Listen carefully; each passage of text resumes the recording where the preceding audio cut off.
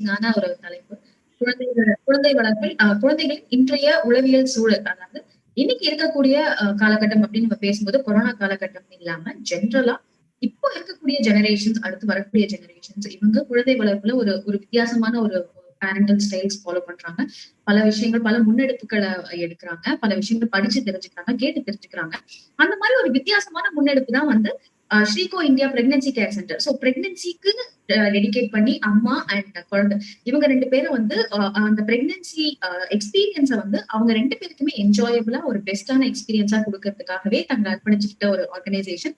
இதோட founder Souparnika ma'am நம்மளோட இருக்காங்க. வணக்கம் ma'am, welcome to the show ma'am. வணக்கம். so much for joining us ma'am. ஒரு நல்ல டாபிக், ஒரு என்ன சொல்றது, ஒரு பிளசன்டான ஒரு டாபிக்ல நம்ம இன்னைக்கு பேச போறோம். உங்களோட தாட்ஸை எங்க கூட ஷேர் பண்ணிக்க ஒத்துக்கிட்டதுக்கு first thank you ma'am. Thank you. On behalf of Mayam Talks, I welcome you all for this webinar which is arranged in this beautiful evening.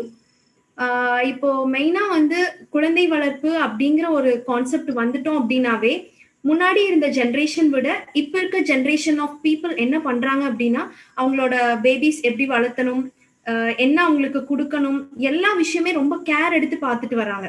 ஆனா முன்னாடி இருந்த நம்ம பாட்டி தாத்தா அவங்க எல்லாம் பார்க்கும்போது வேலைக்கு போயிருவாங்க. இப்போ வேலைக்கு போற பேரண்ட்ஸ் இருந்தாலுமே பேபிஸ் வந்து ட்ரைனிங் பண்ணணும், ப்ரோக்ராம் பண்ணணும், அச்சீவ் பண்ண வைக்கணும் அப்படிங்கிற ஒரு மோட்டோ வந்து அதிகமா வந்து பேரண்ட்ஸ் வந்து கான்சென்ட்ரேட் பண்ணி பாக்குறாங்க.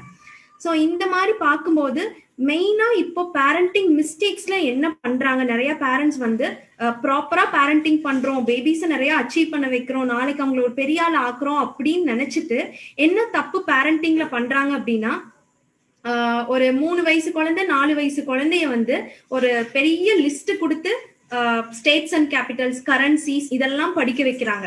இன்னும் சொல்லணும் அப்படின்னா குட்டி குட்டியா பிளாக் எல்லாம் நிறைய போட்டு எந்த கண்ட்ரியோட பிளாக் இது இந்தியாவோட பிளாகா இல்ல இது ஆஸ்திரேலியாதா, இது என்ன கண்ட்ரி அப்படின்னு சொல்லி ஐடென்டிஃபை பண்ண வச்சுட்டு வர்றாங்க.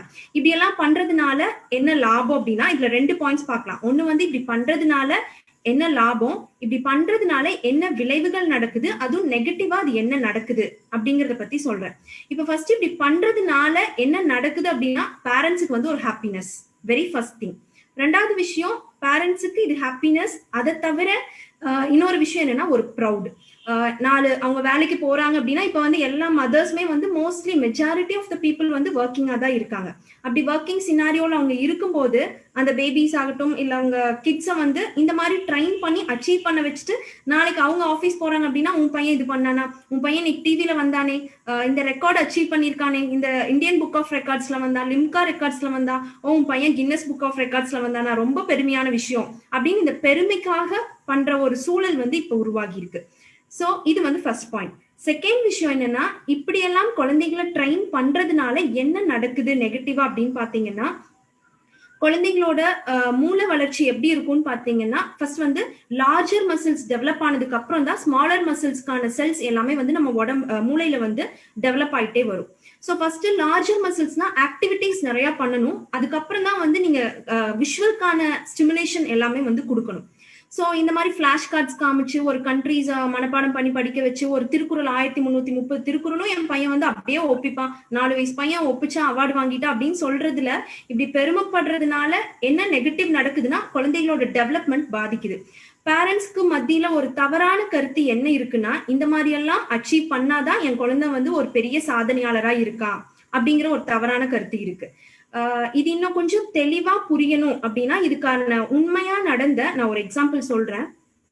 எல்லாத்துக்குமே வந்து நமக்கு தெரியும், நாசா கம்பெனி தெரியும். நாசாவோட சப்சிடரி கம்பெனி ஒன்று இருக்கு, ஜேபிஎல்னு சொல்லுவாங்க. இந்த கம்பெனியோட மெயின் நோக்கம் என்னன்னு பாத்தீங்கன்னா, நிறைய இன்னோவேஷன்ஸ் வந்து கிரியேட் பண்ணி இந்த வேர்ல்டுக்காக கொடுக்கறதா அவங்களோட மெயின் நோக்கம்.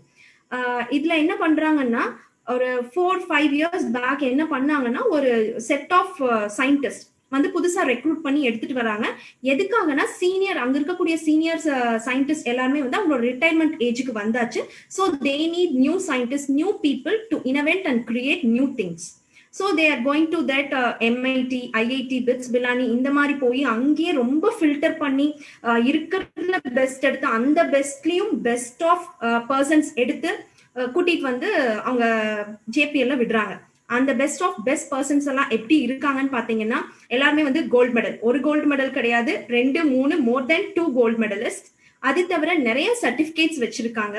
அது தவிர எல்லாருமே ஸ்டேட் ஃபர்ஸ்ட் அங்க இருக்கவங்க, அவங்க ப்ரிவென்ட் பண்ணவங்களே ஸ்டூடெண்ட்ஸா இதே மாதிரி தான். அவங்களோட 10th-லயும் 12th ஸ்டாண்டர்ட்லயும் ஸ்டேட் ஃபர்ஸ்ட் வாங்கின ஸ்டூடெண்ட்ஸ்க்கு தான் ப்ரியாரிட்டி கொடுத்து அவங்க கூட்டிட்டு வந்து வச்சிருக்காங்க. இதை தவிர எதா இருந்தாலும் அப்படியே அவங்கனால அப்படியே பார்த்த ஃபிராக்ஷன் ஆஃப் செகண்ட்ஸ்ல அவங்கனால அப்படியே மக்கப்படுச்சு அதை ரிப்பீட் பண்ண முடியும்.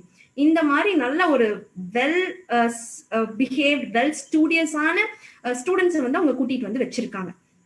சரி, வச்சு புதுசா இன்னவென்ட் பண்ண வைக்கலாம் அப்படின்னு சொல்லி எல்லாம் ட்ரைன் பண்ணிட்டு இருக்காங்க. ட்ரைன் பண்ணும்போது என்ன நடக்குதுன்னா, ஒரு 3-5 மந்த்ஸ்க்குள்ள என்ன அவங்களுக்கு தெரிய வருதுன்னா, எந்த ஒரு ப்ராஜெக்ட்ஸுமே புதுசா வந்து அவங்களால எக்ஸ்ப்ளோர் பண்ண முடியல. So after a big discussion அவங்களுக்கு என்ன தெரிய வருதுன்னா, they didn't recruit a best people from there. So what they had did is they selected a bunch of fools and bunch of idiots for their company.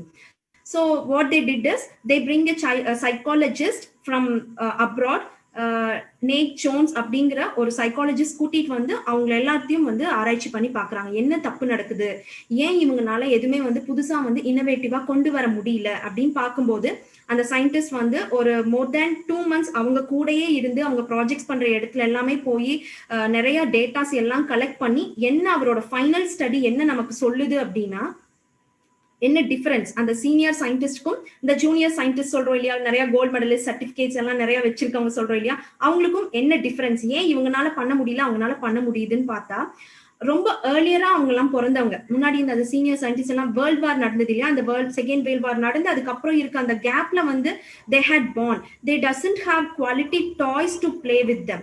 எந்த ஒரு டாய்ஸ்மே அவங்களுக்கு இல்ல. அந்த இடத்துல இருந்த பொருளை டாய்ஸா நினைச்சு டாய்ஸா உருவாக்கி விளையாடிட்டவங்க. அவங்க கிட்ட என்ன இருந்துச்சோ they created as a toys to play with it. They doesn't have nothing like that. So இன்னொரு விஷயம் என்னன்னா, இந்த மாதிரி ஸ்டேட் ஃபர்ஸ்ட் வாங்கணுங்கிறதுக்காக இந்த மாதிரி ஒரு கோல்டு மெடலுக்காகவும் ஒரு விஷயத்தை அப்படியே ரீகலெக்ட் பண்ணி யூஸ் பண்ணவங்க இல்ல. ஆனா இந்த பீப்புள் என்ன பண்ணாங்க அப்படின்னா, எந்த விஷயம் கொடுத்தாலும் அப்படியே மக்கப்படுச்சு ரீகலெக்ட் பண்ண ஒரு குரூப் ஆஃப் பீப்புள். சரி, அவங்க வந்து இந்த செகண்ட் ஜெனரேஷன் ஆஃப் பீப்புள், இந்த ஜூனியர் சயின்டிஸ்ட் எல்லாம் வந்து ஒரு என்ன சொல்லலாம், ஒரு எக்கனாமிக் பூன்ல பிறந்த persons. So they had many ஒரு ஸ்டேட்டஸான இதுல இருந்து வந்தவங்க. ஸோ அதனால அவங்களுக்கு எந்த ஒரு ஆப்பர்ச்சுனிட்டிஸும் கிடைக்கல, எந்த ஒரு எக்ஸ்ப்ளோரேஷனும் பண்ண முடியல. They tend work with the brain, they tend give brain cells to work. So அதனால என்ன ஆச்சுன்னா, அவங்களால புதுசா எதுவும் இன்வென்ட் பண்ண முடியல.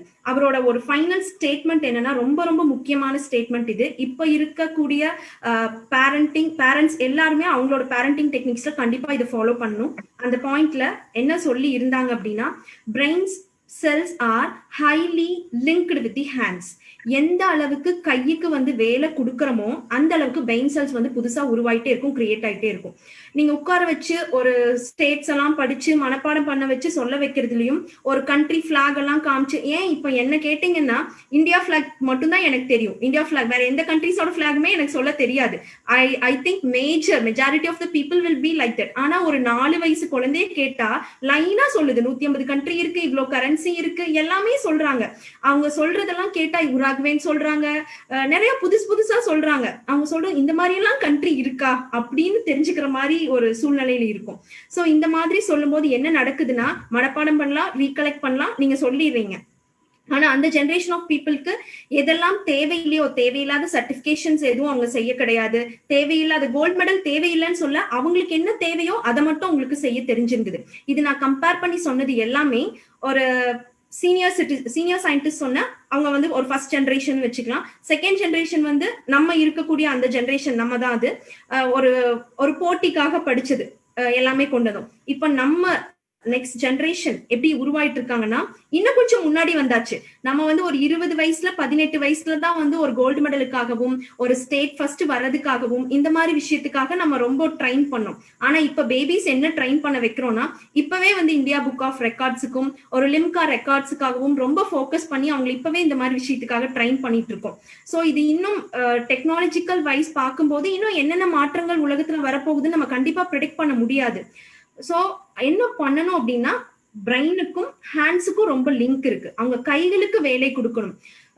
இன்னும் கொஞ்சம் சொல்ல போனா, நிறைய பேரண்ட்ஸ் எங்கிட்ட பேரண்டிங் கிளாஸ் வந்த ஒரு மதர் என்ன கேட்டாங்க அப்படின்னா, மேம் இந்த மாதிரி எஜுகேஷனல் டாய்ஸ் பார்த்தேன், நான் அமேசான்ல பார்த்தேன், போட்டிருக்காங்க, இது வந்து 0 to 3 months பேபி கொடுக்கலான்னு போட்டிருக்காங்க. எனக்கு அந்த டாய் வாங்கி என் பேபிக்கு கொடுக்கணும்னு ஆசையா இருக்கு, எனக்கு பிடிச்சிருக்கு, ஆனா என்னோட பேபிக்கு 6 months ஆகுது, நான் இந்த குழந்தைக்கு இது தரலாமா இப்படி கேட்டாங்க. எஜுகேஷனல் டாய்ஸ்னு ஒண்ணு குழந்தைக்காக நீங்க வாங்கி தரதே நான் சொல்றேன் ரொம்ப ரொம்ப தப்பான விஷயம். நான் சொன்ன மாதிரி என்ன சுத்தி இருக்கோ அந்த பொருளை டாய்ஸா தானா உருவாக்கி விளையாட தெரியணும். You don't want to buy 3 month பேபிக்கு ஒரு டாய், 6 month பேபிக்கு ஒரு டாய், 9 month பேபிக்கு ஒரு டாய், இந்த மாதிரி நீங்க வாங்கி தந்து அவங்கள விளையாட வச்சா இருக்கிற விஷயத்தை தான் அவங்க வந்து இது பண்ண முடியும். புதுசா வந்து யாரு வந்து புதுசா ஒரு விஷயத்த கிரியேட் பண்றாங்களோ அவங்கனால மட்டும்தான் நிறைய விஷயத்த இன்னோவேட் பண்ண முடியும்.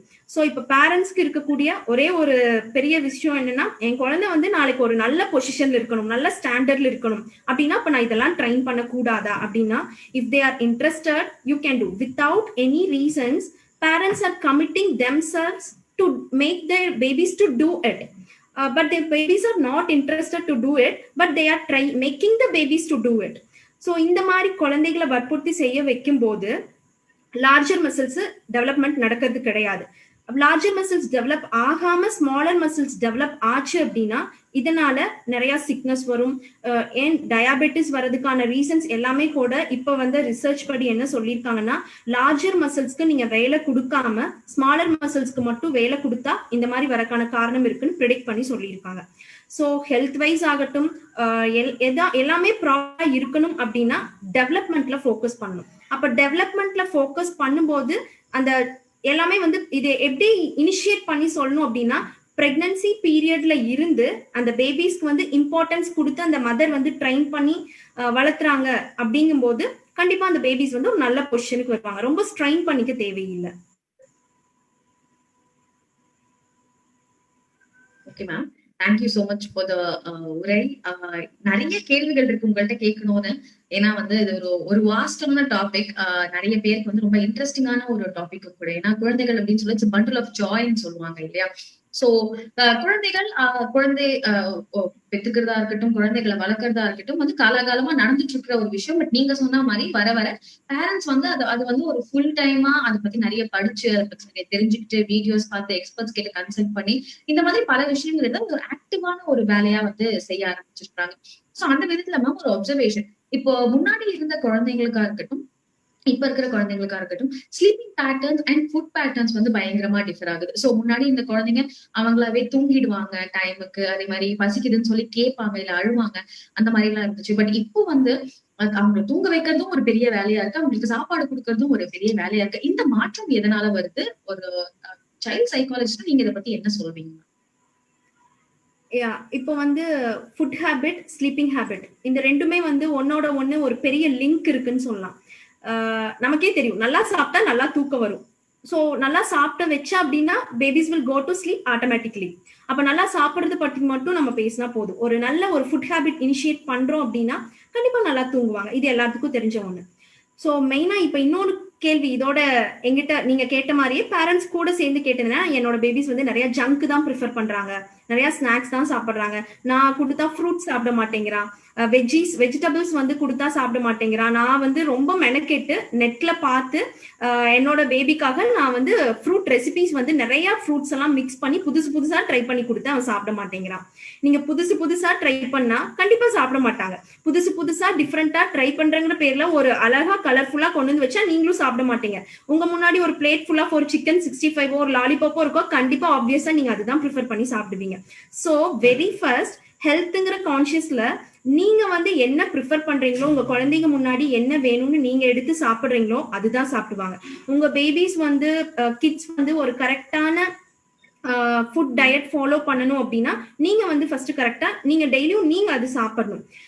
இன்னொரு விஷயம் என்னன்னா, இது பிரெக்னன்சில இருந்ததுக்கும் அந்த குழந்தைங்க பின்னாடி நாட்கள்ல உணவு வந்து தேர்ந்தெடுத்து சாப்பிட்றதுக்கும் ஒரு பெரிய லிங்க் இருக்கு. இப்போ வந்து அந்த பிரெக்னன்சி பீரியட்ல மதர் வந்து ஒரு மேங்கோவாகட்டும், இல்ல ஒரு மஸ்க் மெலன், ஒரு ஆப்பிள், எந்த ஒரு பழமோ காய்கறியோ அவங்க வந்து விரும்பி சாப்பிடுறாங்களோ அதே காய்கறி பழங்களை கண்டிப்பா அந்த குழந்தை பிறந்ததுக்கு அப்புறம் விரும்பி சாப்பிடுவாங்க. This is not a study மட்டும் கிடையாது, it is clear proof is there for this. So உங்க பிரெக்னன்சில என்னெல்லாம் உங்க குழந்தை நீங்க சாப்பிடணும்னு நினைக்கிறீங்களோ, விரும்பி சாப்பிடணும்னு நினைக்கிறீங்களோ, உங்களுக்கு பிடிக்குதோ இல்லையோ, மாதுளம்பழமா ஆப்பிளா, என்னோட பிரெக்னன்சில நான் விரும்பி சாப்பிடுறேன்னு நினைச்சு சாப்பிட்டீங்கன்னா கண்டிப்பா அந்த குழந்தைங்க வந்து அந்த 0 to 3 yearsக்குள்ள இதை விரும்பி சாப்பிட ஆரம்பிச்சிருவாங்க. இன்னொன்னு 0 to 3 yearsக்குள்ள அந்த பேபிஸ்க்கு வந்து ஒரு ரெகுலரான ஃபுட் ஹேபிட் நீங்க பழக்கியாச்சு அப்படின்னா பின்னாடி நாட்கள்ல நீங்க வந்து அந்த குழந்தைங்க பின்னாடி ஓட தேவையில்லை. வெளியே போய் ஜங்கே அவங்க கூட இருக்க ஃப்ரெண்ட்ஸ் தேர்ந்தெடுத்து சாப்பிட்டாலும் தேர் brain want that taste. Brain தான் வந்து என்ன டேஸ்ட் வேணும் அப்படின்னு சொல்லி உங்களுக்கு இனிஷியேட் பண்ணி கொடுக்கும். நீங்க வந்து உங்க பிரெக்னன்சில நல்ல ஃபுட்டு சாப்பிட்டாச்சு. ரெண்டாவது விஷயம் 0 to 3 yearsக்குள்ள அந்த பேபிக்கு இப்படிதான் சாப்பிடணும்னு ஒரு ஃபுட் பேட்டர்ன் வந்து ரெடி பண்ணி கொடுத்தாச்சு. இது வரைக்கும் நீங்க ஃப்ரூட்ஸ் அண்ட் வெஜ்ஜீஸ் தான் இன்ட்ரடியூஸ் பண்ணிருக்கீங்க, ஜங்க் எல்லாம் இன்ட்ரடியூஸ் பண்ணல அப்படின்னா ஒரு 3 வயசுக்கு அப்புறம் கண்டிப்பா அந்த டேஸ்ட் வந்து அந்த குழந்தைக்கு பிடிக்காம தான் போகும். தே won't prefer it. அந்த டேஸ்ட் சாப்பிட்டா மட்டும்தான் அவங்க பாடியில இருக்க செல்ஸ் வந்து சாட்டிஸ்ஃபை ஆகும். இன்னொரு விஷயம் என்னன்னா, ஏன் வந்து குழந்தைங்க பசிக்கிறது இல்ல, சாப்பிடுறது இல்ல அப்படிங்கிற ஒரு கான்செப்ட் மெயினா வருதுன்னா, ஃபீட் ஆன் டிமாண்ட்னு சொல்லுவாங்க. எப்ப அந்த குழந்தைக்கு பசிக்குதோ கண்டிப்பா உங்களுக்கு அப்ப சாப்பாடு சாப்பிட்டே தீரணும். அப்படி சாப்பிடல அப்படின்னா நீங்க பிசிக்கல் ஆக்டிவிட்டி அந்த குழந்தைகளுக்கு கம்மியா கொடுக்குறீங்கன்னு அர்த்தம். ஏதோ ஒரு பிசிக்கல் ஆக்டிவிட்டியில இன்வால்வ் பண்ணி அவங்க பாடியில இருக்கக்கூடிய எனர்ஜி, கலோரிஸ் இது எல்லாமே ட்ரைன் ஆக வச்சா அடுத்த புது எனர்ஜி, புது கலோரிஸ் வரதுக்கு அந்த பாடி will be waiting for that. So கண்டிப்பா பசி எடுத்தே தான் தீரும். இன்னொன்னு இதுல முக்கியமான விஷயம் என்னன்னு பாத்தீங்கன்னா, ஃபுட்டு வந்து ப்ரிஃபர் பண்ணி கொடுக்கும்போது காலையில ஃபுல்லா நான் உனக்கு 2 முட்டை கொடுத்தாச்சு, இல்ல காலையில ஃபுல்லா ஒரு ஃப்ரூட் சாலட் கொடுத்தாச்சு, இந்த மாதிரி டயட் வந்து இருக்கக்கூடாது. எல்லாமே ஈக்குவல் போர்ஷன்ல இருக்கணும். நம்ம என்ன பண்ணிடுறாங்க, பேரண்ட்ஸ் பண்ற ஒரு மிகப்பெரிய தவறு இதுல என்னன்னு பார்த்தா, ஒன்னா கார்போஹைட்ரேட் ரிச் ஃபுட்டு ஒரு மீலுக்கு கொடுத்துட்றாங்க, அடுத்த மீலுக்கு வந்து புரோட்டீன் ரிச் ஃபுட் கொடுத்துட்றாங்க. இப்ப இங்க வந்து எது புரோட்டீன் ரிச் எது விட்டமின் ரிச் நான் சொல்ல வேண்டியது இல்லை, கண்டிப்பா நெட்ல அடிச்சீங்கன்னா வந்துடும். எது புரோட்டீன் ரிச்னா ஒரு பெரிய லிஸ்டே வரும், எது நீங்க கார்போஹைட்ரேட் ரிச் அடிச்சீங்கன்னா பெரிய லிஸ்ட் வந்துடும். எப்படி கொடுக்கணும் அப்படிங்கறதா நமக்கு இங்க தெரிய வேண்டிய விஷயம். எல்லாமே ஈக்குவல் போர்ஷன்ல இருக்கணும். புரோட்டீன் ஒரு 40% கொடுத்தீங்க அப்படின்னா ரிமைனிங் ஒரு 40% உங்களுக்கு விட்டமின் இருக்கணும், ரிமைனிங் 40% வந்து உங்களோட கார்போஹைட்ரேட் இருக்கணும். எல்லாமே ஈக்குவல் போர்ஷன்ல கொடுத்தீங்கன்னா கண்டிப்பா யாரா இருந்தாலும் சரி 3 மணி நேரத்துல சாப்பிட்ட உணவு டைஜஸ்ட் ஆயிடும். எகைன் ஒரு 3 hours கண்டிப்பா பசிச்சே தீரும். Again you can fill your baby stomach. So இதுல இன்னொன்னு என்னன்னா, ரொம்ப ஹெல்த்தியா கொடுக்கணும். நிறைய ஃபுட் அவங்க எடுத்துக்கல அப்படின்னா மைக்ரோ நியூட்ரிஷன்ஸ் சொல்லக்கூடிய இந்த கொரோனா டைம்ல லாக்டவுன்ல பாத்தீங்கன்னா நீங்க போய் ஃப்ரூட்ஸ் அண்ட் வெஜ்ஜீஸ் எல்லாம் வாங்குற கூட நிறைய கெமிக்கல் ஃபில்டா ஃபீல் பண்ணலாம், இல்ல வாங்குறதுக்கு ஒரு கம்ஃபர்டபுள் ஜோன் உங்களுக்கு இல்லாம இருக்கலாம். அந்த மாதிரி சமயத்துல என்ன பண்ணலாம்னா, வீட்டுல நீங்க வச்சிருப்பீங்க இல்லையா, கடுகு, சீரகம், வெந்தயம், இது எல்லாத்தையும் அந்த அஞ்சல் பெட்டியில் இருக்கக்கூடிய எல்லாத்தையும் கொஞ்சம் எடுத்து ஒரு பாட்ல போட்டு வச்சீங்கன்னா வித்தின் ஃபியூ வீக்ஸ்ல எல்லாமே ஒரு ஸ்ப்ரவுட்ஸ் வந்து ஃபார்ம் ஆகி வந்துடும், ஒரு குட்டி குட்டி செடியா வந்துடும். இது எல்லாத்தையும் பிளக் பண்ணி நீங்க குக் பண்ணி கொஞ்சம் ஆனியன் போட்டு கார்லிக் போட்டு குக் பண்ணி சாப்பிட்டீங்கன்னா it is such a nutritious food. எந்த ஒரு வெஜிடபிள் ஆகட்டும், நட்ஸ் ஆகட்டும், இல்ல ஃப்ரூட்ஸ் ஆகட்டும், இந்த ஃபுட்க்கு கண்டிப்பா ஈக்குவல் ஆகாது. இந்த ஃபுட் இனிஷியல் இருந்து நீங்க பேபிஸ்க்கு வந்து இன்ட்ரடியூஸ் பண்ணியாச்சு அப்படின்னா health wise they'll be very very okay. Food habit is okay nartham.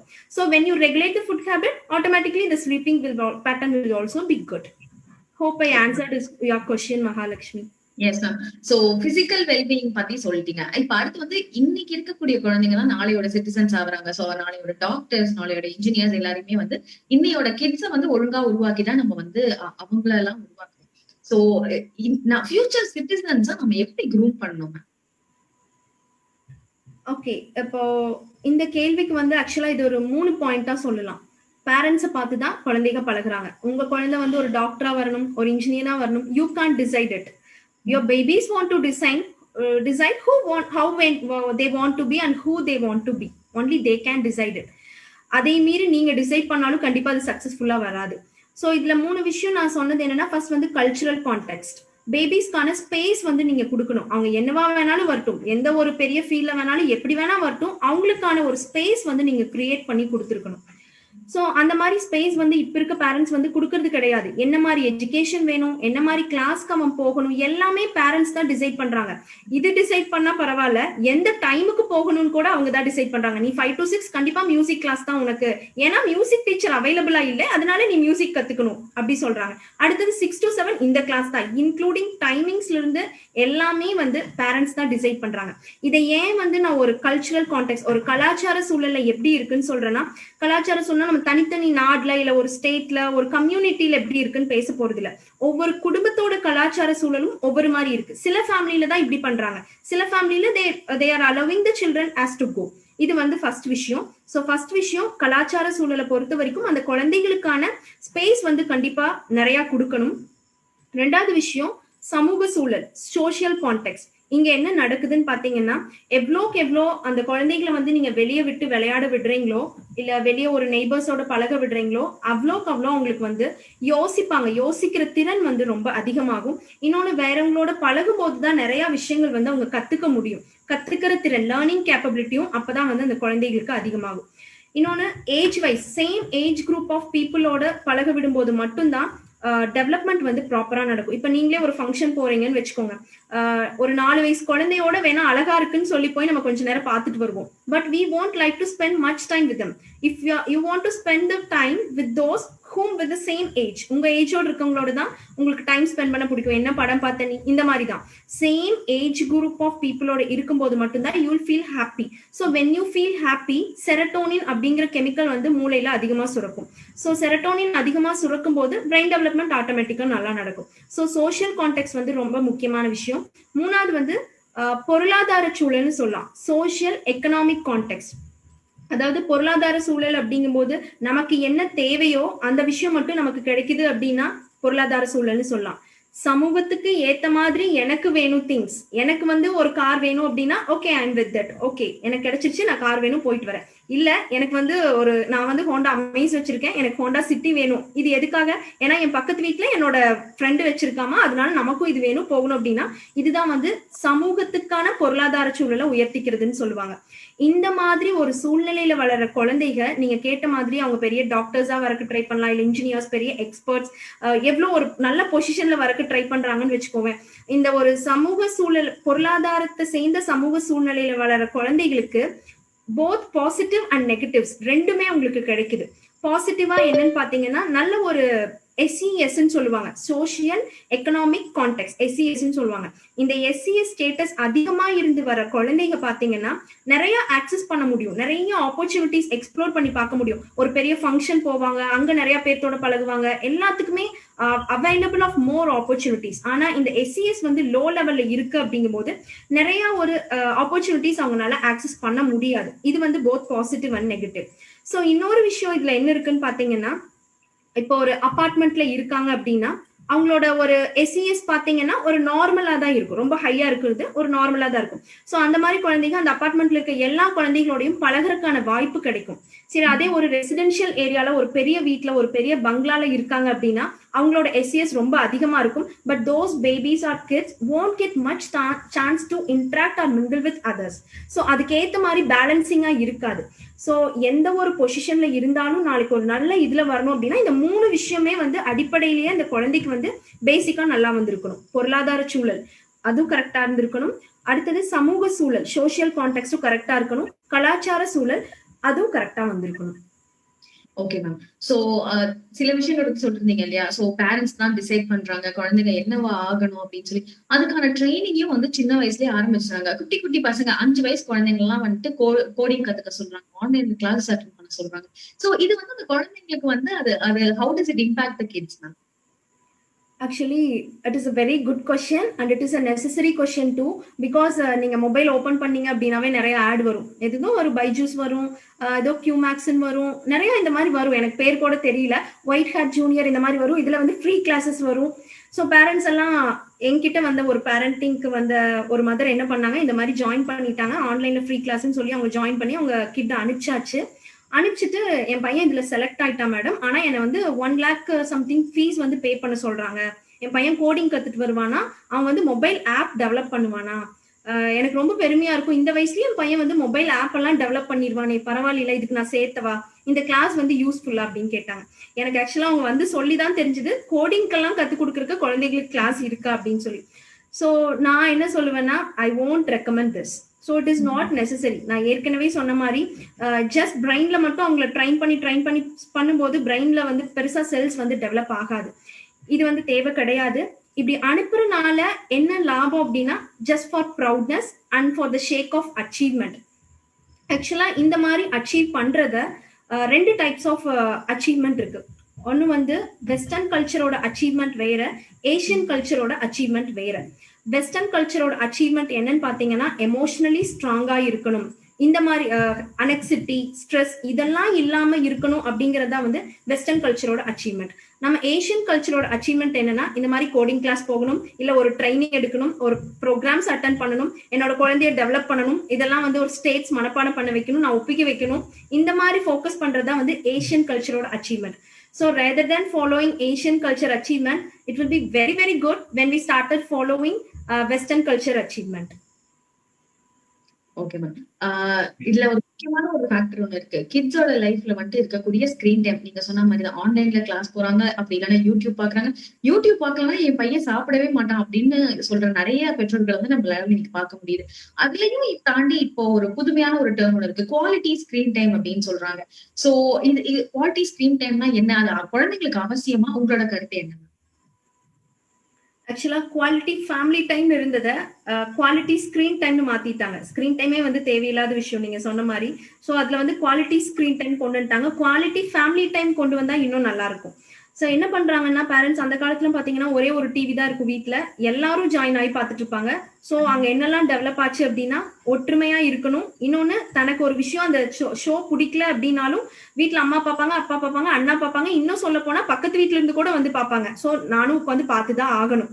So there is some ஒரு குரூப், ஒரு யூனிக்னஸ், பெருசா ஒரு யூனிக்னஸ் அங்க வந்து இல்ல. ஒரு காமனான ஒரு ஃபீல்டு ஒன்றுதான் ஃபோக்கஸ் பண்ணி பார்த்தாங்க.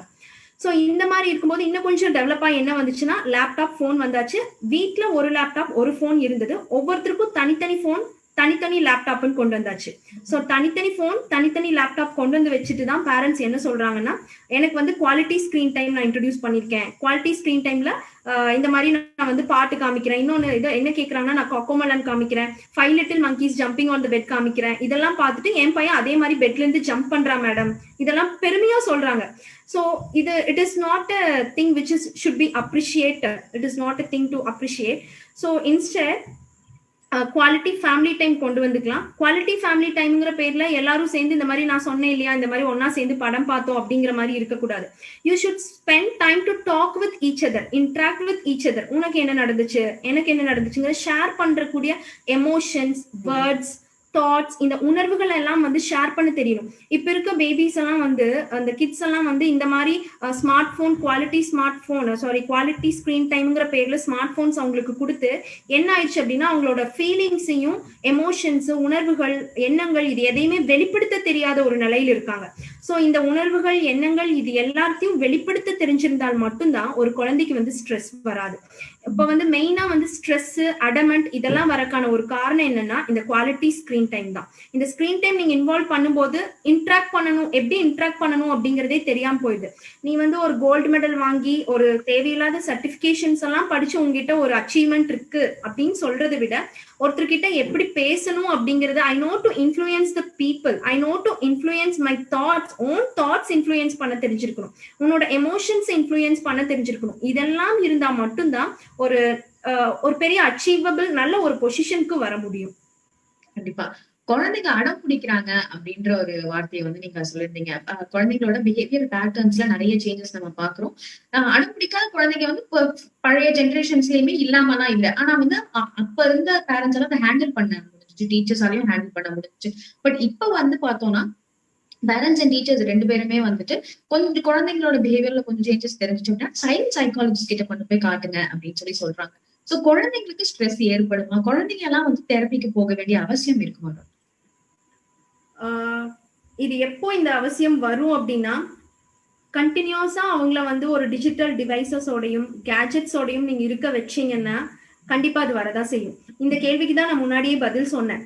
என்ன சொன்னேன்னா, நீங்க அவங்கள வந்து அதிகமா வந்து டிவைசஸோடையே, ஒரு டிஜிட்டல் டிவைசஸோடையே வீட்டுல இருக்கவங்க கூட பழக வைக்காம அந்த டிவைசஸோடையே யூடியூப் காமிச்சு சாப்பாடு விட்டுறது, நீங்க சொன்ன மாதிரி இந்த விஷயம் செஞ்சா கண்டிப்பா சைல்ட் சைக்காலஜிஸ்ட் கிட்ட போற நிலைமை வரதான் செய்யும். இதெல்லாம் வரக்கூடாது அப்படின்னா தான் எமோஷன்ஸை வந்து வெளிப்படுத்த தெரிஞ்சிருக்கணும். எமோஷன்ஸை எப்படி அந்த குழந்தைங்க வெளிப்படுத்துவாங்க அப்படின்னா, எப்போ வந்து ஒரு சோசியலா பீப்புளோட பழக தெரிஞ்சிருக்கோ அவங்க மட்டும்தான் எமோஷன்ஸை வந்து வெளிப்படுத்த முடியும். ஸோ எமோஷன்ஸ் வெளிப்படுத்தும் போது அவங்களுக்கு என்னென்ன ஸ்கில்ஸ் அதிகமா வளரும்னா, இப்போ இந்த லாக்டவுன் பீரியட்ல என்னோட நெய்பர் வீட்ல நான் நடந்த ஒரு உண்மையான சம்பவம் சொல்றேன். 2 கிட் இருக்காங்க. ஒரு பையன் 5th படிக்கிறான், அவங்களோட பொண்ணு வந்து 2nd ஸ்டாண்டர்ட் படிக்கிறான். அவங்க என்ன பண்ணாங்க அப்படின்னா, ஒரு போன் வாங்கி கொடுத்திருந்தாங்க. ஒருத்தனுக்கு வந்து 11 o'clock கிளாஸ் இருக்கு, இன்னும் அந்த பொண்ணுக்கு வந்து 9 o'clock கிளாஸ் இருக்கு. ரெண்டு பேரும் போன் வந்து ஒரு போன் வச்சு அட்ஜஸ்ட் பண்ண முடியலன்னு சொல்றாங்க, அதனால நான் இன்னொரு போன் வாங்கி கொடுத்துட்டேன் அப்படின்னு அவங்க அப்பா வந்து என்கிட்ட சொன்னாங்க.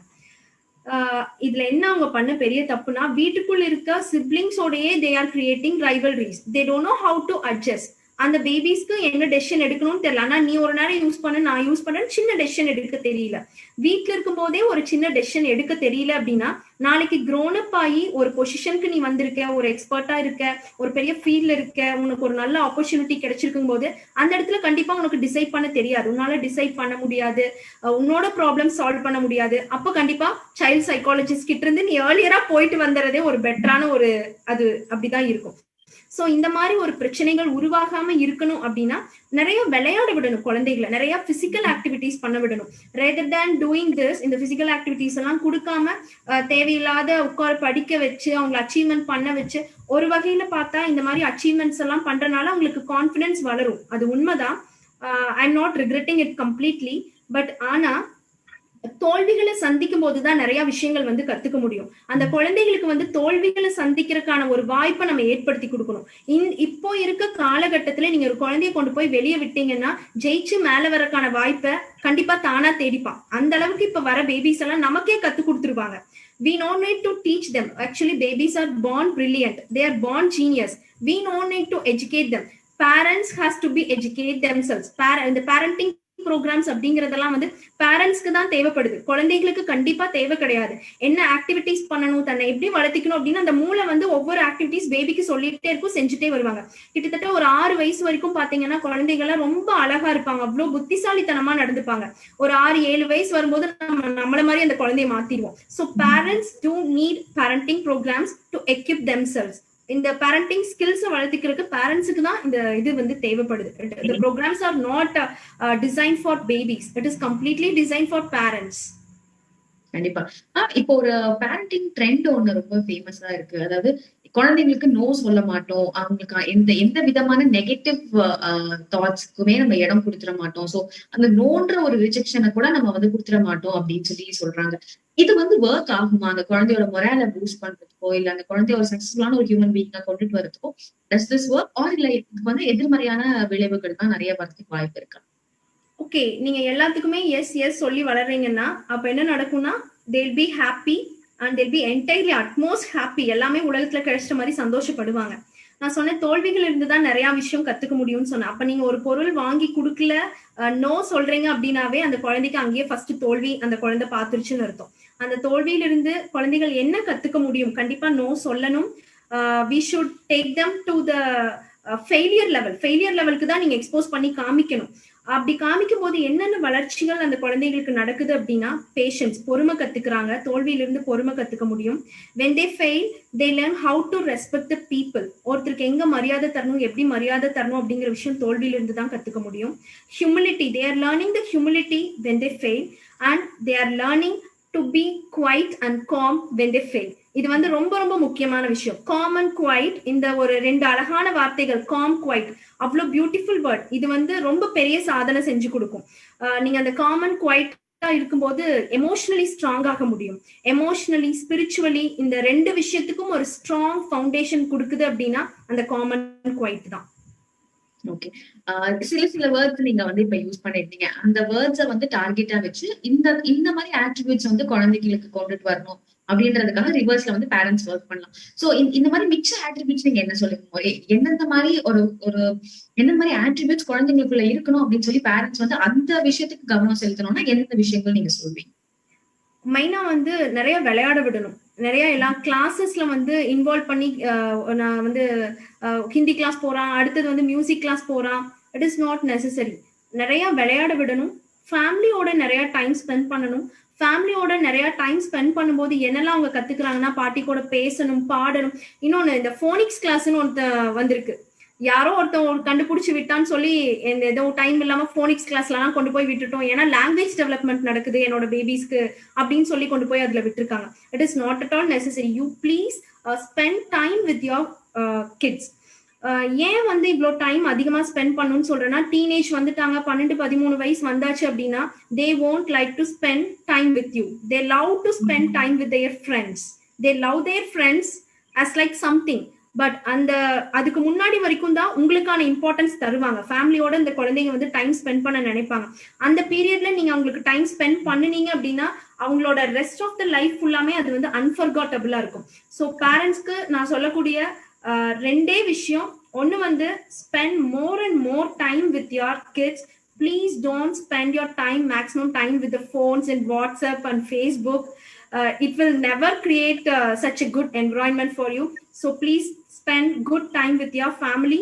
And second thing I want to say is, please focus on a good food habits. அதாவது நல்ல உணவு தான் உணர்வுகளை உருவாக்கும்னு சொல்லுவாங்க. என்ன மாதிரி உணவு சாப்பிட்றோமோ அதுக்கேற்ற மாதிரி நம்ம உணர்வுகளோட செயல்பாடுகளா இருக்கும். இன்னைக்கு நீ கோவப்படுற அப்படின்னா நீ அதிகமா வெங்காயம் சாப்பிட்டிருக்க, காரமான பொருள் அதிகமா சாப்பிட்டிருக்க, அதிகமா கோவம் வரதா செய்யும். நீ ஒரு ஃப்ரூட் சாப்பிட்டிருக்க, ஆக்சிஜன் ரிச் ஃபுட் சாப்பிட்டிருக்க அப்படின்னா உன்னோட உணர்வுகள் வந்து அவ்வளோ ஃப்ரெஷ்ஷா இருக்கும். We can feel it.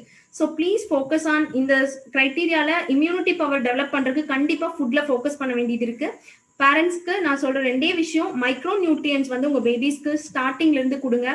நல்ல உணர்வுகள் அது வந்து வளர்த்தும். ரெண்டாவது விஷயம், spend more and more time with your kids until the age of 12 or 13. Okay ma'am. நீங்க பேரண்ட்ஸ்க்கு என்ன பண்ணும் அப்படின்றத சொல்லிட்டீங்க. நம்ம நேரம் முடிய போகுது. ஸோ லாஸ்டா ஒரே ஒரு கேள்வி. ஸோ இப்போ ஒரு ஒரு ஒரு வீட்டுல ஒருத்தவங்க பிரெக்னெண்டா இருக்காங்க அப்படின்னா அவங்களை சுத்தி இருக்கக்கூடியவங்க வந்து அவங்களை எப்படி பாத்துக்கிறாங்களோ அதுதான் அவங்களோட ஹெல்த்தும் குழந்தையோட ஹெல்த்தையும் வந்து டிட்டர்மைன் பண்ணுது. ஸோ அவங்க சுத்தி இருக்கக்கூடியவங்க யார வேணா இருக்கலாம், ஹஸ்பண்டா இருக்கலாம், இல்ல அவங்க கூட இருக்க சிப்ளிங்ஸா இருக்கலாம், இல்ல அவங்களோட பேரண்ட்ஸா இருக்கலாம். அந்த பொண்ணை எப்படி அவங்க பாத்துக்கணும், அவங்களுக்கு நீங்க கொடுக்கக்கூடிய வேர்ட் ஆஃப் அட்வைஸ் எதுவா? So it is a big question. ஏன்னா பிரெக்னென்ட் மதர் தான் வந்து she is the creator for the next generation of the people. நான் பேசுற ஒவ்வொரு பிரெக்னென்ட் மதர்ஸ் கிட்டயும் நான் சொல்ற ஒரே விஷயம், ஹாப்பியா இருங்க. மெயினா இதுல என்னன்னு பாத்தீங்கன்னா, she is carrying a beautiful baby inside her womb.